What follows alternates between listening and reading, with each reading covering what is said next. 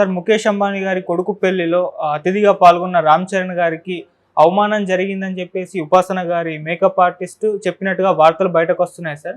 అసలు ఏం జరిగింది, ఆమె ఏం చెప్పింది, ఎవరు అవమానించారు సార్? మామూలుగా మన ముఖేష్ అంబానీ కొడుకు అనంత్ అంబానీ అండ్ వాళ్ళ Anant Ambani pre wedding ceremony 3 రోజుల పాటు జరిగింది.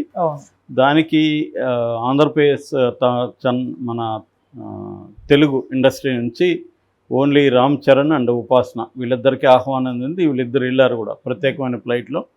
ఆ ఫ్లైట్లో కూడా రామ్ చరణ్ వీడియో కూడా ఒకటి బయటకు వచ్చింది. ఆ అమ్మాయి కాళ్ళని మసాజ్ చేస్తున్న వీడియో, పాదాలని. దాని మీద కూడా కొంత వివాదం చెలరేగింది. దాని తర్వాత తను ఫస్ట్లో అయితే షారుఖ్ ఖాను, సల్మాన్ ఖాను, అమీర్ ఖాను, తర్వాత రామ్ చరణ్ వీళ్ళందరూ కూడా నాటు నాటు సాంగ్కి RRRలో ఆ డ్యాన్స్ వీడియో అది కూడా పాపులర్ అయింది. అయితే ఇప్పుడు లేటుగా ఒక ట్వీట్ ఒక సంచలనాన్ని క్రియేట్ చేసింది. ఆ ట్వీట్ ఏంటంటే జబాహాసన్ అని ఉపాసనకి మేకప్ ఉమెన్ ఆమె ఒక ట్వీట్ చేసింది. అదేంటంటే రామ్ చరణ్కి అవమానం జరిగింది. షారుఖ్ ఖాన్ రామ్ చరణ్ని స్టేజ్ మీదకి పిలుస్తున్నప్పుడు ఏ ఇడ్లీ వడ కహా హాయ్ తుమ్ అని అతను అన్నాడు.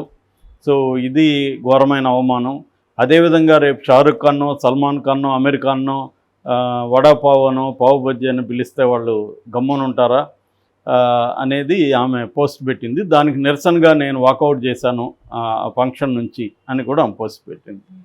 సో దీంతో ఒక్కసారిగా ఇది వైరల్ అయిపోయింది. ముఖ్యంగా సౌత్ ఇండియా మొత్తం. ఆల్రెడీ సౌత్ ఇండియాకి నార్త్ ఇండియాకి మధ్య కొంత ఇబ్బందులు ఉన్నాయి. మోడీకి యాంటీగా కూడా సౌత్ ఇండియన్ సీఎంస్, ముఖ్యంగా ఇటు ఆంధ్ర, మన తెలంగాణ వదిలేస్తే మిగతా 3 స్టేట్ల సీఎంలు కూడా, కేరళ, తమిళనాడు, కర్ణాటక ముగ్గురు కూడా మోడీకి వ్యతిరేకంగా గట్టిగా ఫైట్ చేస్తున్నారు.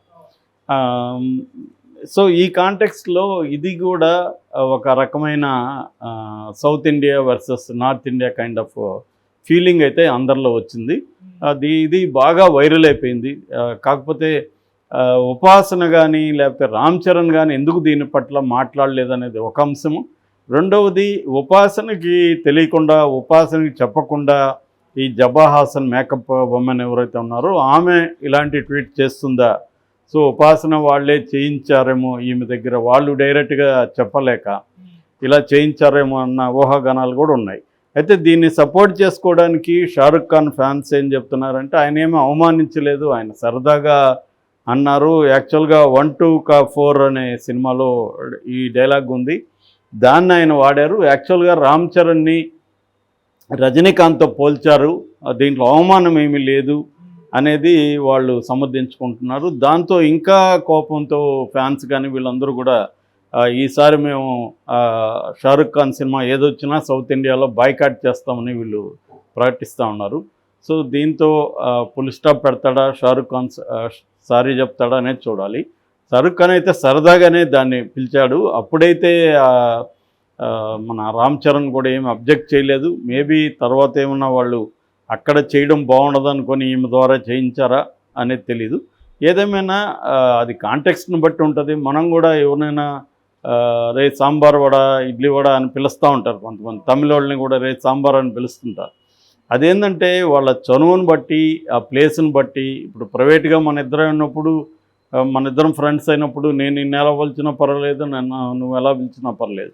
కానీ ఒక ఫంక్షను, ఒక ప్రపంచం అంతా చూస్తుంది, వీడియోలు బయటకు వెళ్తున్నాయి, అలాంటప్పుడు ఖచ్చితంగా అతను ప్రాపర్గా పిలవాలి తప్ప అక్కడ ఇడ్లీ వడ కహా హాయ్ తుమ్ అంటే వాళ్ళిద్దరికి మధ్య సాన్నిహిత్యం ఉండొచ్చు, ఫ్రెండ్షిప్ ఉండొచ్చు, కానీ ఒక సందర్భం అనేది ఉంటుంది. దాన్ని ఎక్కడ ఏం పిలవాలి, ఎవరిని ఎలా ట్రీట్ చేయాలనేది దానికి ఒక ప్లేసు, టైము ఇవన్నీ ఉంటాయి. అవి లేకుండా ఇలా చేయడం ఖచ్చితంగా కూడా ఒక రకమైన అవమానకరంగానే ఫీల్ అవుతారు అందరూ కూడా. ఎందుకంటే రామ్ చరణ్ ఆయనకి ఫ్రెండ్ కావచ్చు, కానీ అతను ఇక్కడ ఒక స్టార్గా ఉన్నాడు, గ్లోబల్ స్టార్ అనే స్థాయిలోకి కూడా వెళ్ళాడు RRRతో. దాంతో ఖచ్చితంగా షారుఖ్ ఖాన్ అది కొంత ఆయన అధిగమించినట్టే చెప్పాలి. అంటే ఎటిక్విట్ అంటారు, ఒక రకమైన ఎక్కడ పబ్లిక్ ప్లేస్లో ఎలా బిహేవ్ చేయాలనేది లేకుండా చేసినట్టుగానే మనకు కనబడుతుంది. అది కూడా ఒక సౌత్ ఇండియన్ డైరెక్టర్ అతనికి పెద్ద హిట్ ఇచ్చాడు జవాన్తో. సో నాకు కూడా ఇలాగ మాట్లాడడం కరెక్టా అనేది వీళ్ళు మాట్లాడుతున్నారు. మీకేమో హిట్లు కావాలంటే సౌత్ ఇండియా వాళ్ళే కావాలి, మళ్ళీ సౌత్ ఇండియా వాళ్ళని ఎలా మాట్లాడుతున్నారు. దీనికి నేపథ్యం కూడా ఉంది. ఎందుకంటే నేను స్వయంగా నా పర్సనల్ ఎక్స్పీరియన్స్ కూడా నేను 2006లో 6 months బాంబేలో ఒక ప్రొడక్షన్ హౌస్ అక్కడ ఓపెన్ చేస్తే అక్కడ ఉన్నాను అనమాట. ఉన్నప్పుడు నా మేనేజరు, ప్రొడక్షన్ మేనేజరు, తను నాకు మళ్ళీ మంచి ఫ్రెండ్ కూడా అయ్యాడు. అయితే తను అనేక సార్లు నేను చెప్పాను, ఒరే బాబు మా Telugu industry, Telugu film industry ఎవరికైనా పరిచయం చేసేటప్పుడు ఈయన Damu came from Telugu, Hyderabad came from Telugu industry అని చెప్పారంటే అతనికి ఎప్పుడు గుర్తుండదు. ఇది దాము సార్ కేమ్ మద్రాస్ ఆయా అని చెప్తుంటాడు. అరే బాబు మద్రాస్ కాదురా నాది అని చెప్పినా వినడం. అంటే వాళ్ళకి సౌత్ అంటే మద్రాసి అనేదే ఉంది. లేదంటే డౌన్ ఫ్రమ్ సౌత్ అంటారు. నేను long back Ram Gopal Varma interview చూస్తాను. అప్పట్లో ఆయన ముంబైని ఒక రకంగా వెళ్తున్నాడు. అప్పుడు ఆయన ఇంటర్వ్యూలో కూడా I worked long back down from the south అన్నాడు. ఇదేంట్రా ఇది, ఈయన కూడా ఎలాగ అంటున్నాడు, తెలుగు ఇండస్ట్రీని మాట్లాడచ్చు కదా అనుకున్నాం. అంటే అలాగా ఉంటుందన్నమాట. అప్పట్లో మన వాళ్ళు నిజానికి మన బాపయ్య కానీ రాఘవేంద్రరావు గారు 13 సినిమాలు తీశారు హిందీలో. అట్లా మన వాళ్ళు ఎప్పటి నుంచో సినిమాలు తీస్తున్నారు అక్కడ, మణిరత్నం తెలుసు. కానీ వీళ్ళెవరు కూడా ఆ ఇండస్ట్రీని ఇన్ఫ్లుయెన్స్ చేయలేకపోయారు ఈ విషయంలో. ఆ తర్వాత ఇవాళ వచ్చిన పాన్ ఇండియా సినిమాలతో మన వాళ్ళు దెబ్బ కొట్టగలిగారు. దాంతో సౌత్ ఇండియా మీద వాళ్ళకి కొంత ఇబ్బంది ఉంది. దానికి కారణం ఏంటంటే మెల్లగా హిందీ ఫిల్మ్ ఇండస్ట్రీ అంతా కూడా ఒక రకమైన అర్బనైజ్డ్ ఫిల్మ్స్ తీయడం మొదలుపెట్టారు. మాస్ ఫిల్మ్స్ని వాళ్ళు తగ్గించేశారు. దానికి ప్రతిక్రియగానే మనకి భోజ్పురి ఇండస్ట్రీ డెవలప్ అయింది అక్కడ. అంటే స్మాల్ టౌన్స్ కావచ్చు, బీహార్ లాంటి ప్రాంతాలు కావచ్చు, ప్రతి సిటీలో కూడా మాస్ని క్యాటర్ చేసే సింగిల్ థియేటర్స్ చాలా ఉంటాయి.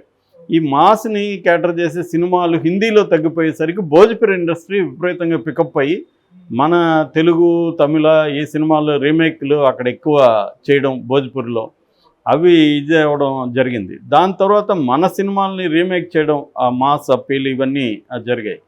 సో ఎప్పుడైతే ఇది జరిగిందో మన రాజమౌళితో, తర్వాత రాజమౌళి కావచ్చు, ఇటు ప్రశాంత్ నీల్ కావచ్చు, తర్వాత మన సుకుమార్ కావచ్చు, లేటెస్ట్గా యానిమల్తో సందీప్ వంగ కావచ్చు, వీళ్ళందరూ కూడా ఒక పాన్ ఇండియా సినిమాల్ని దెబ్బకొట్టడంతో వాళ్ళు ఒక రకమైన ఇన్ఫీరియారిటీ కాంప్లెక్స్కి గురయ్యారని చెప్పొచ్చు. ఒక రకమైన జలసీ కూడా కనబడుతుంది. దాన్ని చాలాసార్లు చాలామంది బయటపెట్టారు, రకరకాల రూపాల్లో బయటపెట్టారు. సో మన ఐడెంటిటీని గుర్తించకపోవడం, మన ఐడెంటిటీని ఇడ్లీ వడతో ఐడెంటిఫై చేయడం. ఇడ్లీ వడ అనేది అదేమి తెలుగు మాత్రమో లేకపోతే సౌత్ ఇండియాకి మాత్రం పరిమితం కాదు కదా. సో దీన్ని మనుషులు, ఒక స్టార్ని ఇడ్లీ వడ అని పిలవడం అనేది, ఇప్పుడు అదే షారుఖ్ ఖాన్ని ఏ ఇడ్లీ వడ కహా హై తుమ్ అని రామ్ చరణ్ అని ఉంటే వాళ్ళు ఒప్పుకునేవాళ్ళ అనేది బిగ్ క్వశ్చన్. ఇడ్లీ వడ బదులు ఏ పావు బాజీ అన్నాడు అనుకో, ఒప్పుకునేవాళ్ళ? సో ఇది ఖచ్చితంగా దీన్ని వ్యతిరేకించాల్సిన అవసరం ఉంది. ఎందుకంటే ఇవాళ సౌత్ ఇండియా మీద వాళ్ళ లాంగ్వేజ్ని, వాళ్ళ కల్చర్ని రుద్దడం, వాళ్ళ పాలిటిక్స్ని రుద్దడం జరుగుతుంది. హిందీని కంపల్సరీ నేర్చుకోవాలన్న కాంటెక్స్లో మాట్లాడుతున్నారు. మొన్న కూడా అమిత్ షా ద వీక్కి ఇచ్చిన ఇంటర్వ్యూలో కూడా వాళ్ళు అడిగినప్పుడు వేరే ఫారిన్ లాంగ్వేజ్ నేర్చుకున్నప్పుడు హిందీని ఎందుకు నేర్చుకోరు అంటున్నాడు. అది వాళ్ళ ఇష్టం. ఫారిన్ లాంగ్వేజ్ నేర్చుకోమని ఎవరైనా బలవంతం చేశారా? లేదు కదా. నా ఇష్టం, నేను ఫ్రెంచ్ నేర్చుకుంటా, ఇంకొకటి నేర్చుకుంటా. నన్ను నువ్వెవడు ఫలానా లాంగ్వేజ్ నేర్చుకోవాలని బలవంతం పెట్టే హక్కు నీకే ఉంది?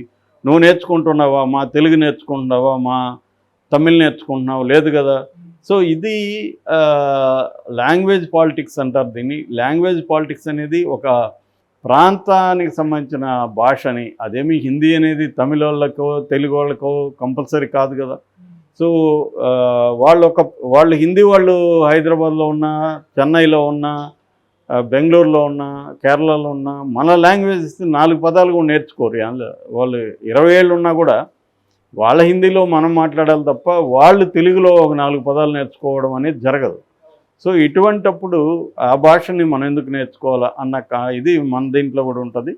సో ఈ లార్జర్ కాంటెక్స్ట్లో షారుఖ్ ఖాన్ ఖచ్చితంగా ఆ, ఆ, మన రామ్ చరణ్ని అవమానించినట్టుగానే ఫీల్ అవ్వాలి. ఖచ్చితంగా ఆయన, నాకు తెలిసి ఆయన సారీ చెప్తాడు. ఎందుకంటే వాళ్ళ సినిమాలకి సౌత్ ఇండియా కూడా పెద్ద మార్కెట్ కాబట్టి ఇబ్బంది అవుతుంది. ఖచ్చితంగా నాకు తెలిసి సారీ చెప్తాడని అనుకుంటున్నాను.